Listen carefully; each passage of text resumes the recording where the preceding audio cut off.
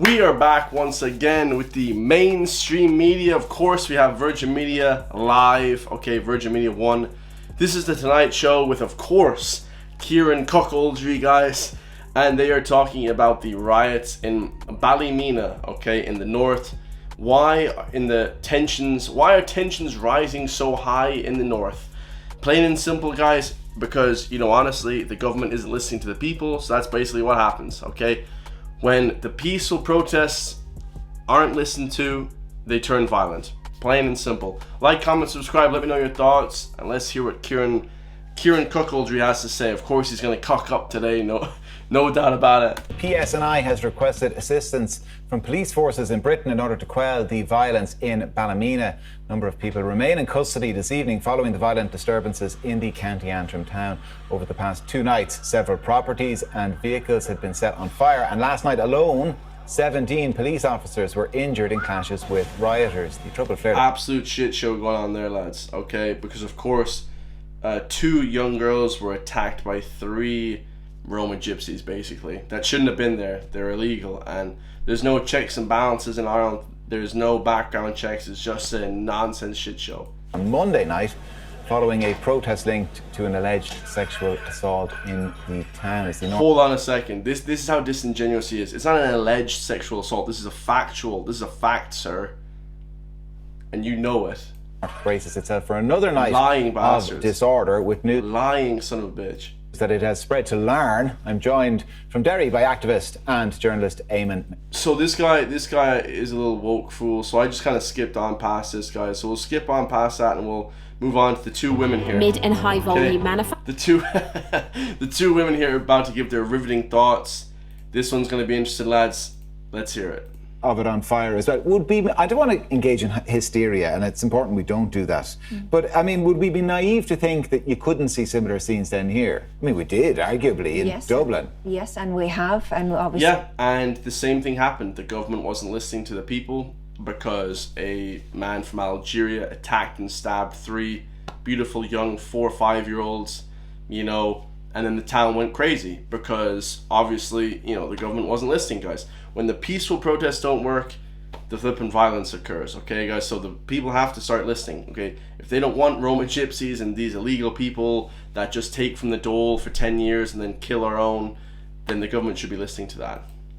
Okay, plain and simple. We've seen a number of incidents, particularly in Dublin, and they have had a racial element to them. So unfortunately, this is something we have seen already, and we're now seeing... There was a racial element, but, an North African Algerian man stabbed 3 Irish girls and 1 Polish girl. I think he stabbed 2 Irish and 1 Polish. And also a school teacher. So there was that racial element. But that's not the racial element that she's talking about. She's saying that there's a racial element talking about hating foreigners or something. I've never heard that before. But, maybe the Algerian guy was targeting Irish people. I think he was. In the north, and as has been said, not for the first time. And what's really important now is that whatever resources are needed by the PSNI, that they get in there and that they get the situation under control. This is, I think, the 3rd night now. And obviously we have... Why doesn't she get the situation under control? Why is she dishing out the orders to the men? Okay, if she wants to get the situation under control, why doesn't she go and fight these looters? Of course she wouldn't. Okay? Because she can't. Alright? Full of shit. Why am I even listening to these people on this show? It's beggars belief. Who knows why I'm listening to these people? In similar scenes here, so the situation needs to be brought under control, and then we need to also see elected representatives and everyone in public life speaking about this in a responsible way and not actually adding fuel to the fire. And those of us with a position of power to some degree need to be sensible in terms of our commentary. Are there politicians adding fuel to the fire? Well, I think Eamon gave an example there. I think the word used was that this is understandable. Like that is never, that should not be said. Nothing that is happening right now in the north in terms of Larne or Ballymena is in any way acceptable. And those that are... It's not acceptable, but it is, I do understand what's happening because the people don't want a situation. The EU and the politicians are in cohorts together, they're in cahoots together, and then they're bringing in people that there's no background checks, they don't want them there, and then that's what happens, guys. Plain and simple. The whole city erupts. It's just crazy. There has to be some sort of middle ground there, engaging in it are achieving nothing, absolutely nothing for the community, only terror and putting people that are living in their homes afraid of their lives. That achieves nothing. Yeah, well, I mean, absolutely. I would never say violence is the answer. Actually, it's the opposite. I don't think violence really solves too much. But the thing is, you know, when we talk about immigration, guys, there was no issue ever with regular immigration. No issue ever. You know, until now, because they're bringing in mass, the EU, the UN. It's like a human trafficking ring. It's crazy, guys. There was no issue ever for the last, you know, 100 years, but now it's just gone crazy. So that's the issue. So it is understandable. So this lady is full of shit and she doesn't know what the hell she's talking about. The difference, arguably, with what we saw in Dublin, Mary, was there was an element of just kind of opportunism to the rioting there. Now, I'm sure there's some of that in the north, but it's much more focused. Like, you see Filipino families, I saw them on the news earlier, putting up Filipino flags in their windows so that people would know that they weren't, that was the country they hailed from and that they shouldn't be targets. Lots of other immigrant families just putting Union Jacks up in the windows. Kind of as a way of maybe of signifying their Britishness and to be left alone. It's terrifying stuff for them. Yeah, and the different element here is that individual people's and families' homes are being targeted, and that is something that is so, like, frightening, you know. And during the Dublin... Oh, wait a second, guys. We have mainstream media, Irish Independent, Mary Regan, political editor. Okay, just know that all these people are bought and paid for by the regime, by the system. They're, like, so far in the matrix, they don't even know they're in it, guys. And families' homes are being targeted, and that is something that is so, like, frightening, you know. And yeah, people's homes are being targeted, but also the kids are being targeted. These young girls that got assaulted and sexually assaulted are being targeted as well. During the Dublin riots, the aggression was breaking out on the main street and O'Connell Street, and yes, businesses felt under threat, but I don't think any households at that point felt under any particular threat. But I think the same dynamic is at play in how these things sort of evolve. I think it's, you know, remarkable how quickly something can morph into what might be a community concern over a particular incident, and then very, very quickly it grows from that into, you know, violence on the streets. And, like, one element that was at play in what's happening in Ballymena that's very familiar to what happened in Dublin is that you have a particular incident, in this case the allegations of sexual... Oh, spit it out, Jesus. These people are so shit at even speaking English. They're supposed to be journalists. I'm a better journalist. Citizen journalist, County Gaines. What is she trying to say? This is so boring. Like, my God. You have community concern. Jesus. Expressed through maybe X, WhatsApp, Facebook, and then that concern is completely and utterly amplified through the algorithm, to the point that very, very, very quickly you have people who have nothing to do with these communities, who don't live anywhere near them, who mightn't even live in the country, as we've seen in this instance, getting involved online and stirring up that fear. So it's that's the mix that allows things to escalate so quickly. No, she's just upset that now there's other people in the world on the internet able to have their opinion and voice. Before, for the last, 100 years, 80 years, before the internet, the mainstream media basically had their say in everything, guys. They basically had the monopoly. There was nobody else putting out different agendas. Now they're just the number one, they're the only show in town, okay? But now there's tons of different people, guys. Back in the day, they were the only show in town. There was tons of people, that they could do tons of these platforms. There was of course, News Talk, Joe.ie, RT, but now there's tons, X, Facebook, you can voice your opinion on YouTube like I'm doing. There's these massive platforms that actually help carry your message. So they're just jealous of that. This video right here is going to explain exactly why the internet is amazing and why mainstream media fear it so heavily. Let's listen to it. We get no help from the media. The media was supposed to be our fourth branch of government. The unwritten branch is supposed to watchdog the other three. Yep. Well, I heard something interesting. I heard Dan Rather talk a couple weeks ago. And Dan Rather made the statement that everything he said about George Bush's war record, military, well, I shouldn't say war record, everything he said about his military record was completely true. Completely true, and he got fired for it. Can you imagine you tell the truth and you get fired? Is that... These people in the media would never tell the truth because they would get fired because it doesn't align with their agenda. The America today, but the more important thing that Rather talked about, he talked about how 20 years ago there were 40 independent media outlets in this country that you could get information from. Today I believe we're down to 4. In Ireland, we only have 4: News Talk, RTE, Joe.ie, and Virgin Media. Those are the top 4 pretty much, and they're all under the same conglomerate of Irish Independent, Irish Times. They're all owned by the same people, guys. Okay? With these corporate takeovers, so 4 corporations decide basically what you all are gonna hear and all that. Yep. But then we're lucky. We have an outlet called the internet. Woo! Thank goodness for the internet.